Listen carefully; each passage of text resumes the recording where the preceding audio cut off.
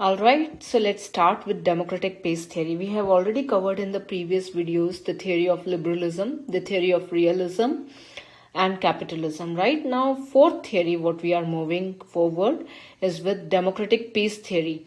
As the name suggests, democratic peace theory. So that means wherever there is democracy, those countries will have peace, right? So this is what the theory says. Now let's have a brief look into the history. It is developed by Immanuel Kant. Let's open the tool.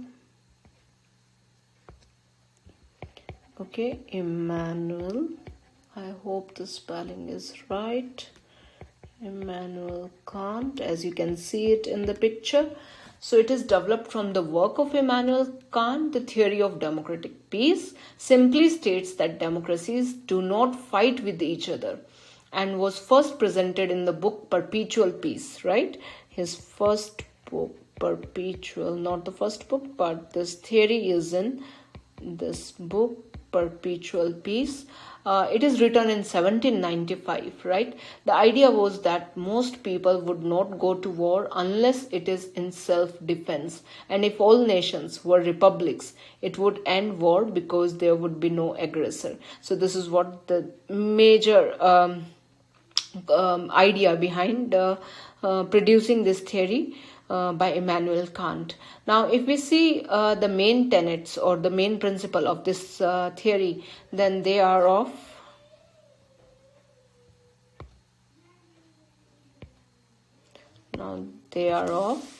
number one, democratic countries will not engage in war with one another. No war between or amongst the democratic countries. The second point, inherently peaceful and only go to war for defense or to propagate democracy. Third point, only view other democracies as truly legitimate countries. Legitimate. So they considered only those countries which have democracy as the legitimate countries. Since it needs support of people, hence less likely to go for war, because people won't support a long unnecessary war which negatively affects them. And the last point, last point for myself, but might be that there are the multiple points for this one. Peaceful world is achieved when all countries are democratic, because there will be no aggressor, right? So if you actually summarize all these points, they all are just talking about peace, harmony, no aggressor, and a truly legitimate country. So all these points are connecting back to the political system, that is democracy, right? So those countries who have the democracy, they all will have these points. Now, if we look at the key concepts, then it basically talks about the three major key concepts. One is legitimacy. Second is peace. And third is power. Legitimacy, as most democratic countries don't view non-democratic countries as legitimate government. Peace will be achieved through the propagation of democracy, and democracy can become a source of power. All right, for example, USA. So democracy can also become a source of power. Now, one example over here is of USA attack on Iraq.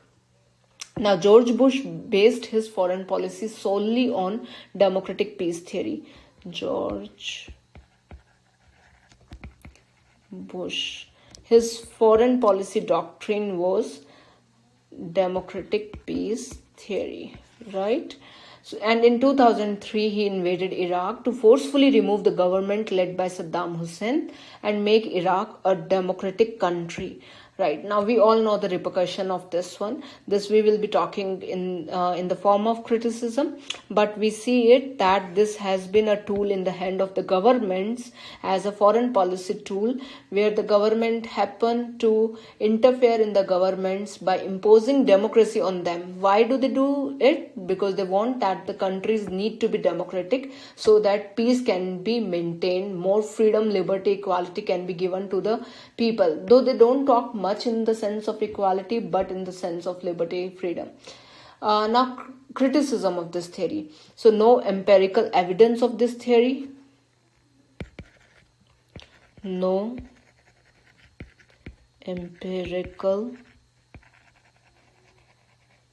evidence of this theory. No connection between democracy and peace. I mean, you might also be thinking that what is the connection between democracy and peace, because you have seen so many examples where democratic countries going for a war with another democratic country as well.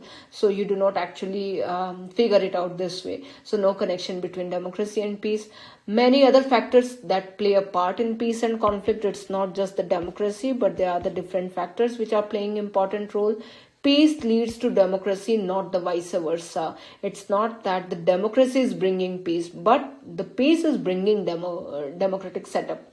This theory has been proposed to justify intervention. Because of this theory, more intervention taking place, and lastly, it may generate new threats like support for the cause of terrorism, etc. Right? Because these many more outcomes are coming out of this democratic peace theories peace theory also. So this is all about democratic peace theory, where you can apply this theory. So you can apply this theory wherever you feel that the government intervened in another country considering democracy. So you will always mention this theory, that due to democratic peace theory, this country attacked. Actually, we have seen majority of the time US attacking or intervening in the other countries in the name of democracy, right? So wherever you see this kind of example, you always mention democratic peace theory. I hope this video was helpful to you. See you.